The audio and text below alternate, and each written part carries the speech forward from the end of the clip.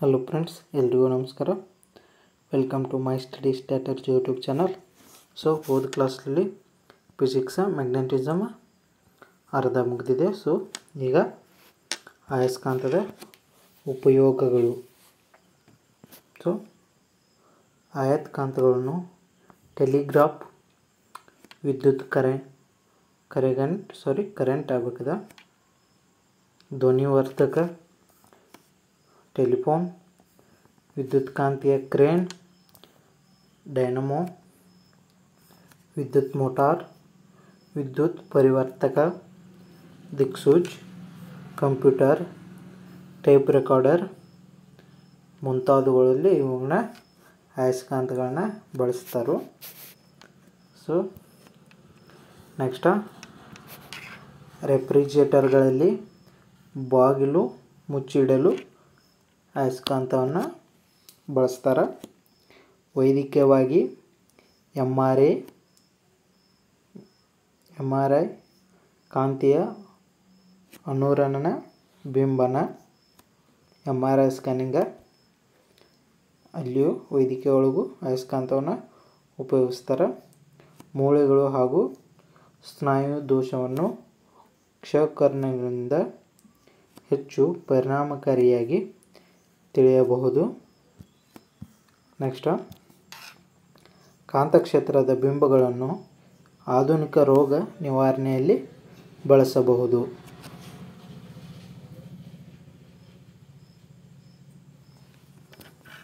ಮತ್ತು ನೆಕ್ಸ್ಟ್, ಆಯಸ್ಕಾಂತಗಳನ್ನು ಮಾನವನ ದೇಹದ ನರಗಳನ್ನು ಉತ್ತೇಜಿಸುವುದು, ರಕ್ತ ಪರಿಚಲನೆಯನ್ನು ಹೆಚ್ಚಿಸುವುದು, ಸಂಧಿವಾತ, ಸ್ಪಾಂಡಿಲೈಟಿಸ್ ಮತ್ತು ನರಮಂಡಲದ ಸಮಸ್ಯೆಗಳನ್ನು ಗುಣಪಡಿಸಲು ಬಳಸುವರು.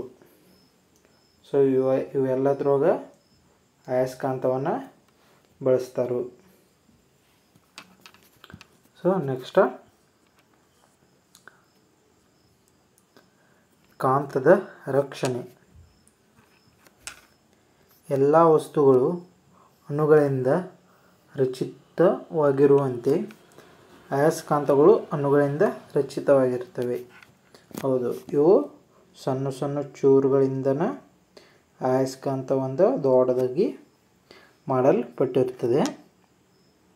ಆಯಸ್ಕಾಂತದಲ್ಲಿ ಈ ಅಣುಗಳ ವ್ಯವಸ್ಥಿತ ರೀತಿಯಲ್ಲಿ ಜೋಡಿಸಿಕೊಂಡಿರುತ್ತವೆ. ಆ ಕಾರಣದಿಂದಾಗಿ ಕಾಂತಗುಣ ಪಡೆಯುತ್ತದೆ. ನೆಕ್ಸ್ಟ್, ಕಾಂತವು ಅನೇಕ ಕಾರಣಗಳಿಂದ ತನ್ನ ಕಾಂತತ್ವವನ್ನು ಕಳೆದುಕೊಳ್ಳುತ್ತದೆ. ಅನೇಕ ಕಾರಣಗಳಿಂದ ಆಯಸ್ಕಾಂತ ತನ್ನ ಕಾಂತತ್ವವನ್ನು ಕಳೆದುಕೊಳ್ಳುತ್ತದೆ. ಅದರೊಳಗೆ ಯಾವುದಂದ್ರೂ ಕೆಂಪಾಗಿ ಕಾಯಿಸುವುದರಿಂದ, ಒಂದು ಆಯಸ್ಕಾಂತವನ್ನು ಕೆಂಪಂಗೆ ಕಾಯಿಸ್ತಾರೆ, ಅದರ ಕಾಂತತ್ವವನ್ನು ಅಂದರೆ ಒಂದು ಕಬ್ಬಿಣದ ವಸ್ತುವನ್ನು ಹಿಡಿದುಕೊಳ್ಳುವುದಿಲ್ಲ ಅದು. ಸೊ ಇಲ್ಲಿ ಸುತ್ತಿಗೆಯಿಂದ ಬಡಿಯುವುದರಿಂದ, ಒಂದು ಆಯಸ್ಕಾಂತಕ್ಕೆ ಸುತ್ತಿಗೆಯಿಂದ ಭಾಳ ಸಲ ಬಡಿದಾಗ ಅದು ತನ್ನ ಕಾಂತತ್ವವನ್ನು ಕಳೆದುಕೊಳ್ಳುತ್ತದೆ. ಎತ್ತರದ ಸ್ಥಳದಿಂದ ಬಿಡುವುದರಿಂದ, ಅಂದ್ರೆ ಒಂದು ಆಯಸ್ಕಾಂತವನ್ನು ಮೇಲಿಂದ ಬಿಟ್ಟಾಗ ಅದು ತನ್ನ ಕಾಂತತ್ವವನ್ನು ಕಳೆದುಕೊಳ್ಳುತ್ತದೆ. ಸೊ ಈಗ ಹಿಂದಿನ ಸ್ಪರ್ಧಾತ್ಮಕ ಪರೀಕ್ಷೆಗಳಲ್ಲಿ ಕೇಳಿದ ಪ್ರಶ್ನೆ ಉತ್ತರಗಳು. ಸೊ ಈಗ ಮೊದಲೇ ಕ್ವಶನ್ ನೋಡ್ನು.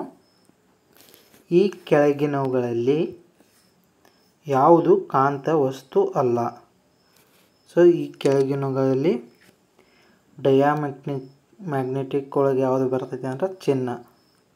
ಸೊ ಚಿನ್ನ ಒಂದು ಕಾಂತ ವಸ್ತು ಅಲ್ಲ. ಕಬ್ಬಿಣ ಕಾಂತತ್ವ ಐತಿ. ಕಾಂತತ್ವ ಬರ್ಸಲು ಕೊಬಾಲ್ಟ್ ಯೂಸ್ ಮಾಡ್ತಾರೆ. ನಿಕ್ಕಲು ಕಾಂತತ್ವ ಐತಿ. ಸೊ ಚಿನ್ನ ಇಸ್ ರೈಟ್ ಆನ್ಸರ್. ಇದನ್ನು KS ಎಕ್ಸಾಮ್ದಾಗ ಕೇಳಿದ್ದಾರೆ ಈ ಕ್ವಶನ್ನ. ನೆಕ್ಸ್ಟ್, ಅಕ್ವೇರಿಯಂ ಚಿನ್ನವನ್ನು ಕರಗಿಸುತ್ತದೆ ಏಕೆಂದರೆ ಅದರಲ್ಲಿ ಈ ಅಕ್ವೇರಿಯಂನಲ್ಲಿ ಕ್ಲೋರಿನ್ ಎಂಬ ಅಂಶ ಇರುತ್ತದೆ.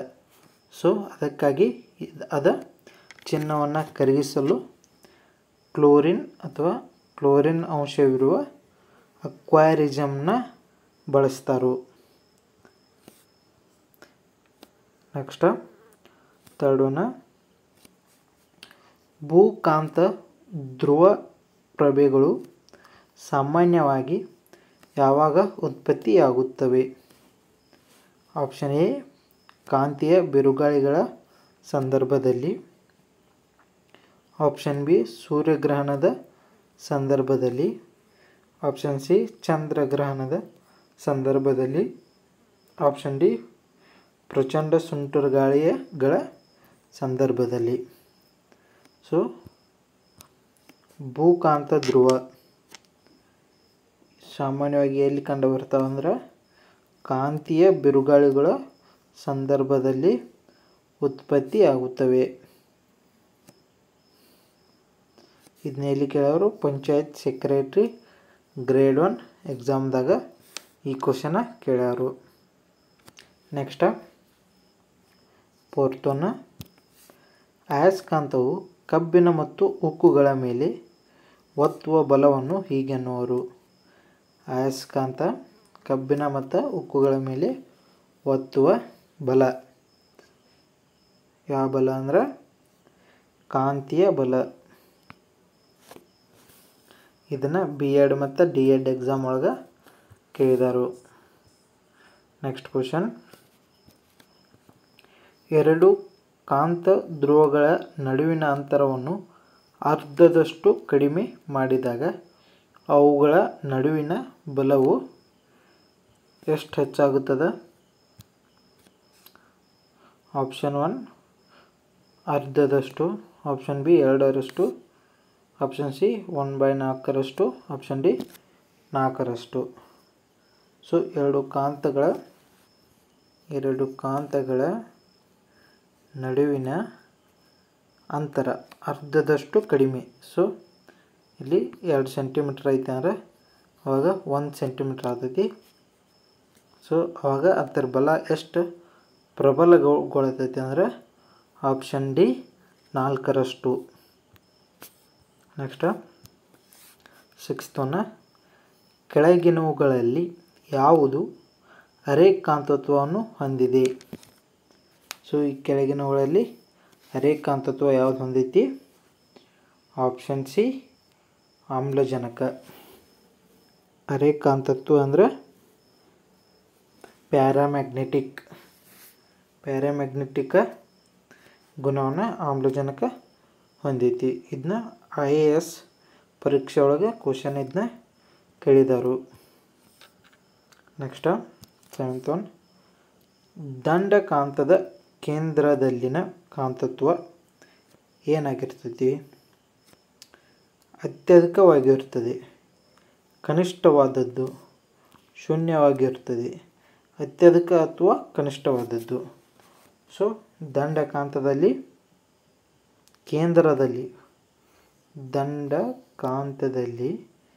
ಕೇಂದ್ರದಲ್ಲಿ ಅದರ ಕಾಂತತ್ವ ಏನಾಗಿರ್ತದೆ? ಶೂನ್ಯ ಆಗಿರ್ತದೆ. ಇದನ್ನು IAS ಎಕ್ಸಾಮ್ದಾಗ ಕೇಳಿದರು. ನೆಕ್ಸ್ಟ್, ಕಬ್ಬಿಣವು ಯಾವ ರೀತಿಯ ಅಯಸ್ಕಾಂತೀಯ ವಸ್ತು? ಕಬ್ಬಿಣ ಯಾವುದು? ಡಯಾ, ಪ್ಯಾರಾ, ಪೆರೋ ಮತ್ತು ಅಕಾಂತೀಯ. ಸೊ ಕಬ್ಬಿಣ ಒಂದು ಎತ್ತರವಾಗಿ ಬರ್ತದೆ.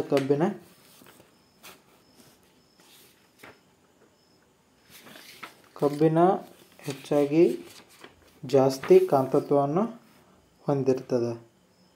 ಸೊ ಕಬ್ಬಿಣ ಒಂದು ಪೆರೋ ಕಾಂತೀಯ ಬರ್ತದೆ.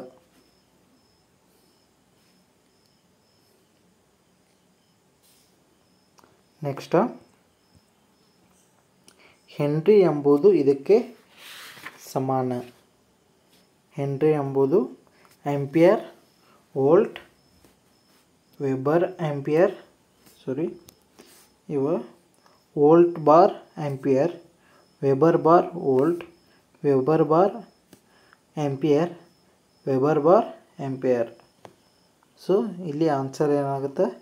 ವೆಬರ್ ಬಾರ್ ವೋಲ್ಟ್ ಆಗುತ್ತೆ. ಹೆನ್ರಿ ಅನ್ನೋದು ವೆಬರ್ ಬಾರ್ ವೋಲ್ಟ್. ಇದು PSI ವೈರ್ಲೆಸ್ ಎಕ್ಸಾಮ್ ಒಳಗೆ ಈ ಕ್ವಶನ ಕೇಳಿದರು. ಸೊ ನೆಕ್ಸ್ಟ್ ಕ್ವಶನ್, ಒಂದು ಶಾಶ್ವತ ಅಯಸ್ಕಾಂತವನ್ನು ಈ ಪರಿಣಾಮ ಬೀರಬಹುದು. ಯಾವ ಪರಿಣಾಮ ಬೀರಬಹುದು? ಒಂದು ಶಾಶ್ವತ ಅಯಸ್ಕಾಂತದ ಮೇಲೆ ಅಯಸ್ಕಾಂತಗಳು ಪರಿಣಾಮ ಬೀರಬಹುದು ಮತ್ತು ವಿದ್ಯುತ್ ಕಾಂತಗಳು ಪರಿಣಾಮ ಬೀರಬಹುದು. ಸೊ ಅದಕ್ಕಾಗಿ option C is right answer. So ಇಲ್ಲಿಗೆ ಮ್ಯಾಗ್ನೆಟಿಸಮ್ ಕಾಂತತ್ವ ಮೇಲಿನ ಚಾಪ್ಟರ್ ಕ್ಲೋಸ್ ಆಯಿತು. ನೆಕ್ಸ್ಟ್ ಚಾಪ್ಟರ್ ನಾನಿಂದ ಸ್ಟಾರ್ಟ್ ಮಾಡ್ತೀನಿ. ನಮ್ಮ ಚಾನಲ್ನ ಇನ್ನೂ ಯಾರು ಸಬ್ಸ್ಕ್ರೈಬ್ ಮಾಡ್ಕೊಂಡಿಲ್ಲ ದಯವಿಟ್ಟು ಸಬ್ಸ್ಕ್ರೈಬ್ ಮಾಡ್ಕೊಂಡು, ಹಾಗೂ ಈ ಕ್ಲಾಸ್ ಹೇಗೆ ಅನ್ನಿಸ್ತು ಅನ್ನೋದು ದಯವಿಟ್ಟು ಕಮೆಂಟ್ ಮುಖಾಂತರ ತಿಳಿಸಿ.